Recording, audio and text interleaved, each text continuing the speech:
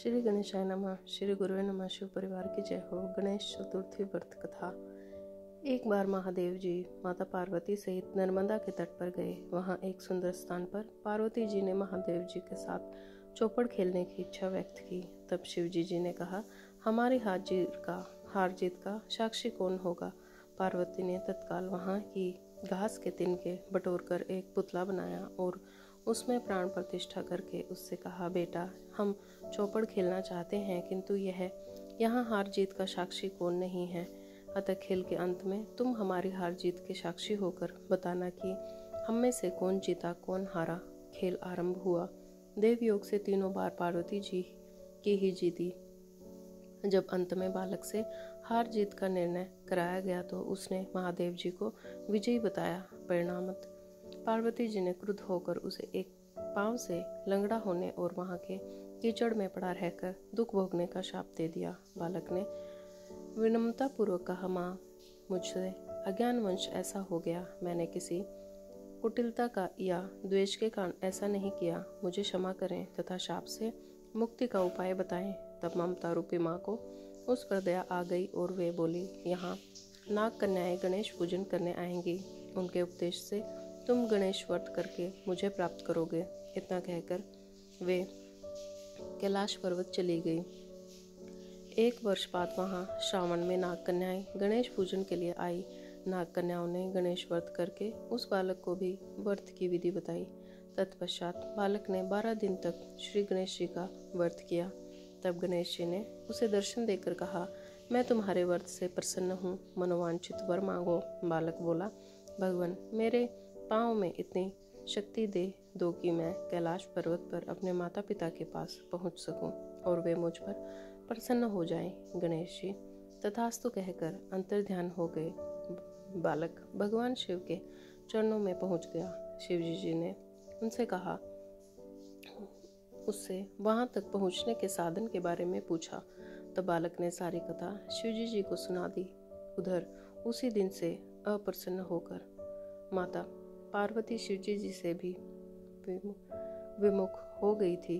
तदुपरांत भगवान शंकर ने भी बालक की तरह 21 दिन पर्यंत श्री गणेश जी का व्रत किया, जिसके प्रभाव से पार्वती के मन में स्वयं महादेव जी से मिलने की इच्छा जागृत हुई। वे शीघ्र ही कैलाश पर्वत पर आ पहुंची। वहां पहुंचकर पार्वती जी ने शिव जी से पूछा, भगवान, आपने ऐसा कौन सा उपाय किया जिसके फलस्वरूप मैं आपके पास भागी भागी आ गई हूँ।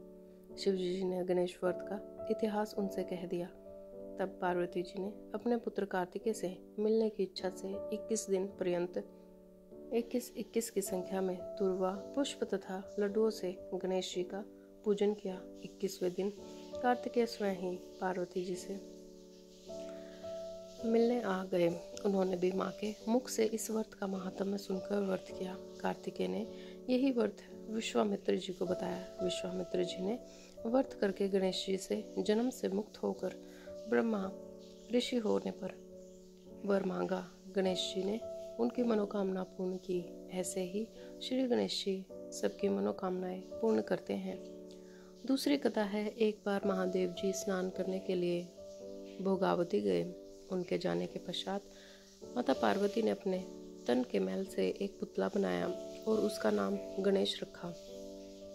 पार्वती ने उससे कहा, हे पुत्र, तुम एक मुद्दल लेकर द्वार पर बैठ जाओ। मैं भीतर जाकर स्नान कर रही हूँ। जब तक मैं स्नान न कर लूँ तब तक तुम किसी भी पुरुष को भीतर मत आने देना। भोगावती में स्नान करने के बाद जब भगवान शिव जी वहाँ आए तो गणेश जी ने उन्हें द्वार पर रोक लिया। इसे शिव जी ने अपना अपमान समझा और क्रोधित होकर उनका सिर धड़ से अलग करके भीतर चले गए।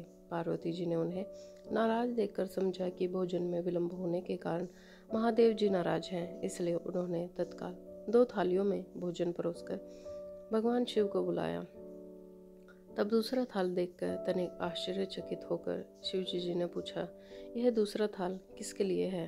पार्वती जी ने बोली, पुत्र गणेश के लिए, जो बाहर द्वार पर पहरा दे रहा है। यह सुनकर भगवान शिव और अधिक आश्चर्यचकित हुए। तुम्हारा पुत्र पहरा दे रहा है? हाँ नाथ, क्या आपने उसे देखा नहीं? देखा तो था, किंतु मैंने तो अपने रोके जाने पर उसे कोई उदंड बालक समझकर उसका सिर काट दिया। यह सुनकर माता पार्वती बहुत दुखी हुई। वे विलाप करने लगी। तब पार्वती जी को प्रसन्न करने के लिए भगवान शिव ने एक हाथी के बच्चे का सिर काटकर बालक के धड़ से जोड़ दिया। पार्वती जी इस प्रकार पुत्र गणेश को पाकर बहुत प्रसन्न हुई। उन्होंने पति तथा पुत्र को प्रीतिपूर्वक भोजन कराकर बाद में स्वयं भोजन किया। यह घटना भाद्रपद शुक्ल चतुर्थी को हुई थी, इसलिए यह तिथि पुण्य पर्व के रूप में मनाई जाती है। जय जय श्री राधे।